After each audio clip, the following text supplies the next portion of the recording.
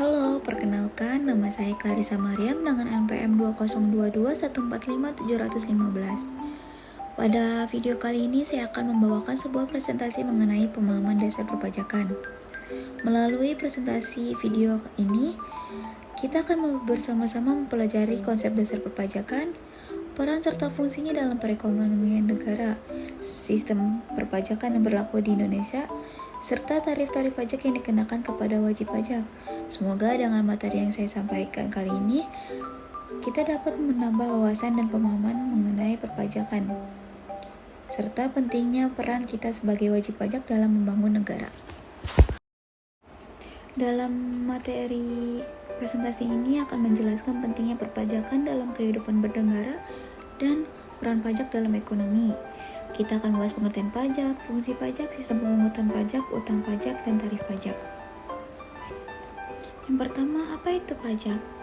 Pengertian pajak menurut Profesor Dr. Rohmat Sumitro SH, pajak adalah kontribusi rakyat kepada negara yang bersifat wajib dan dipaksakan berdasarkan hukum digunakan untuk kepentingan umum. Fungsi pajak itu dibagi menjadi 4. Yang pertama ada fungsi budgeter, sumber penerimaan negaraan, di mana pajak adalah sumber utama penerimaan pemerintah yang digunakan untuk membiayai belanja negara baik rutin maupun pembangunan. Yang kedua ada fungsi regulen, pengaturan, di mana fungsi ini mengatur kebijakan ekonomi. Contohnya melalui pajak, pemerintah bisa mengontrol konsumsi barang mewah atau mengatur distribusi pendapatan. Selanjutnya yang ketiga, fungsi redistribusi pendapatan. Melalui kebijakan pajak progresif, pemerintah dapat mengambil lebih banyak dari yang mampu dan mendistribusikan kembali pada yang kurang mampu, misalnya melalui program bantuan sosial. Selanjutnya ada fungsi stabilitas ekonomi, di mana pajak dapat digunakan untuk mengendalikan inflasi, mendorong investasi, dan menjaga kestabilan ekonomi dengan mengatur penarikan pajak sesuai kebutuhan negara. Sistem pemungutan pajak di Indonesia ada 3. Yang pertama, self-assessment system, di mana wajib pajak menghitung dan melaporkan pajak sendiri. Yang kedua ada official assessment system, di mana sistem pajak dihitung oleh petugas pajak. Yang ketiga ada withholding system, yaitu di mana sistem ini menggunakan pihak ketiga seperti perusahaan atau lembaga lain yang dipercaya untuk memotong, menghitung, dan melaporkan pajak bagi orang lain. Pajak yang menggunakan sistem ini antara lain pajak penghasilan PPh 21 untuk gaji dan upah, dan pajak penghasilan pasal 23 untuk dividen, royalti, bunga, dan lain-lain.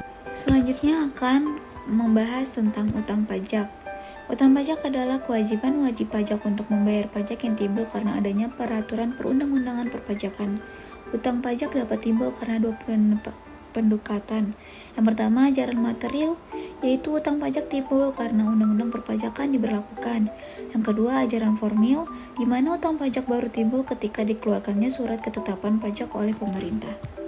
Setelah membahas utang pajak, di sini kita akan membahas tentang tarif pajak. Tarif pajak dibagi menjadi 3, yaitu ada tarif tetap, di mana tarif yang tidak berubah meskipun jumlah objek pajak meningkat, contohnya B materai Rp6.000.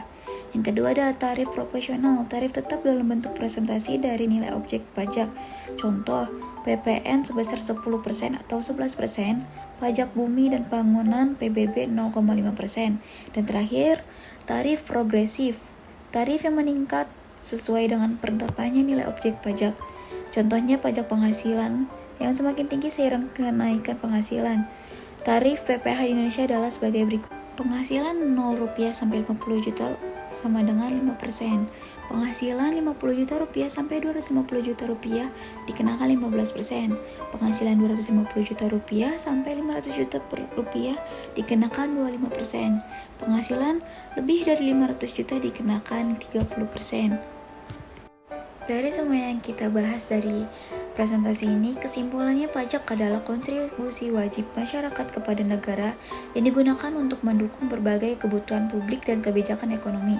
Dengan memahami fungsi sistem pemungutan serta jenis tarif pajak, masyarakat dapat lebih sadar tentang pentingnya membayar pajak demi kesejahteraan bersama dan stabilitas ekonomi negara. Oke, sekian itu saja yang dapat saya sampaikan. Kurang lebihnya mohon maaf. Saya ucapkan terima kasih.